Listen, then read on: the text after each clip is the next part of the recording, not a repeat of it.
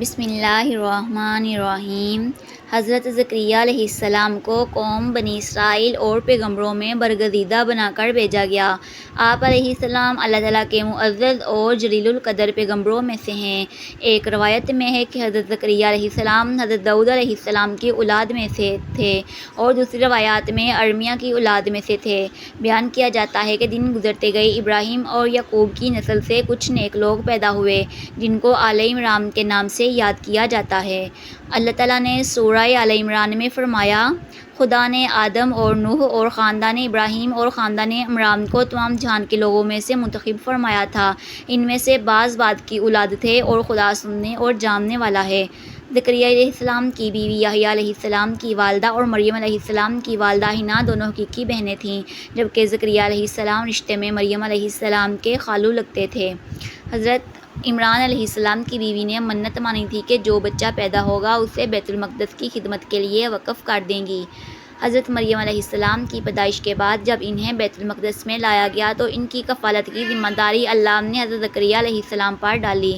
آپ علیہ السلام بنی اسرائیل میں معزز شخص مانے جاتے تھے۔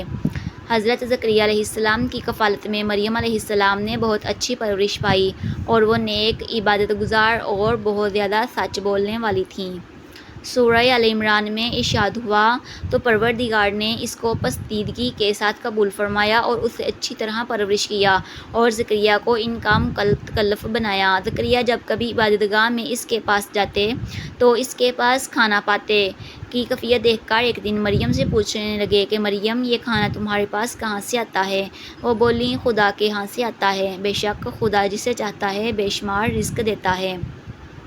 بخاری و مسلم، ترمذی و نسائی کی حدیث ہے، آپ صلی اللہ علیہ وآلہ وسلم نے فرمایا، وہ اپنے زمانے میں سب سے افضل عورت تھیں اور اس امت میں خدیجہ رضی اللہ تعالی عنہا سب سے افضل عورت ہے۔ اولاد کی خواہش۔ زکریا علیہ السلام نے جب حضرت مریم علیہ السلام کی فضیلت دیکھی تو ان کے دل میں بھی اولاد کی خواہش پیدا ہوئی، کیونکہ اس وقت تک آپ بے اولاد تھے، جبکہ آپ کی عمر اس وقت 100 سال سے زائد تھی اور بیوی 90 سال کی تھی۔ اولاد کی شدید تمنا کے باعث انہوں نے اللہ سے مدد مانگی، جس کا ذکر یوں آتا ہے، یہ تمہارے پروردگار کی مہربانی کا بیان ہے جو اس نے اپنے بندے پر زکریا پر کی، جو میری اور اولاد یعقوب کی میراث کا مالک ہو اور میرے پروردگار اس کو خوش اتوار بنائی ہو۔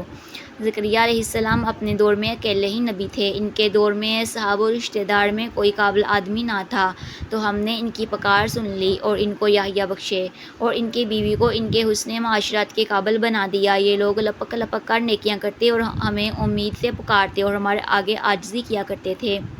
دعا کی قبولیت۔ زکریا علیہ السلام یہ سن کر خوش ہوئے اور حیران بھی، کہنے لگے، پروردگار، میرے ہاں کس طرح لڑکا ہوگا، اس حال میں میری بیوی بانجھ ہے اور میں بڑھاپے کی انتہا کو پہنچ گیا ہوں۔ اللہ تعالیٰ نے جواب دیا، حکم ہوا کہ اسی طرح ہوگا۔ تمہارے پروردگار نے فرمایا ہے کہ مجھے یہ آسان ہے کہ میں پہلے تم کو بھی پیدا کر چکا ہوں اور تم کچھ چیز بھی نہ تھے۔ زکریا علیہ السلام نے عرض کیا کہ اے پروردگار، میرے لیے کوئی نشانی مقرر فرما دیجیے۔ فرمایا، نشانی یہ ہے کہ تم صحیح سالم ہو کر 3 دن رات لوگوں سے بات نہ کر سکو گے۔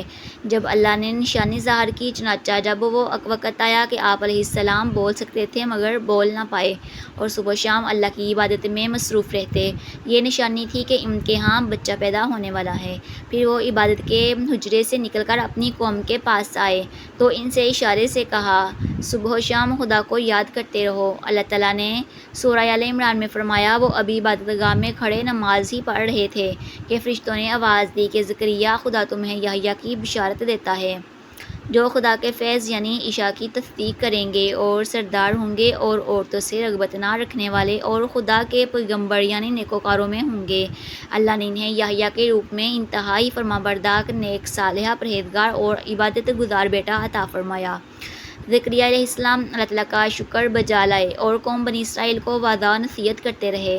بنی اسرائیل کی خباثت۔ جب بنی اسرائیل نے حضرت زکریا علیہ السلام کو مارنے کا قصد کیا تو آپ نے ظالموں سے بچنے کے لیے ایک درخت کے کھوکھلے تنے میں جاتے ہوئے دیکھا۔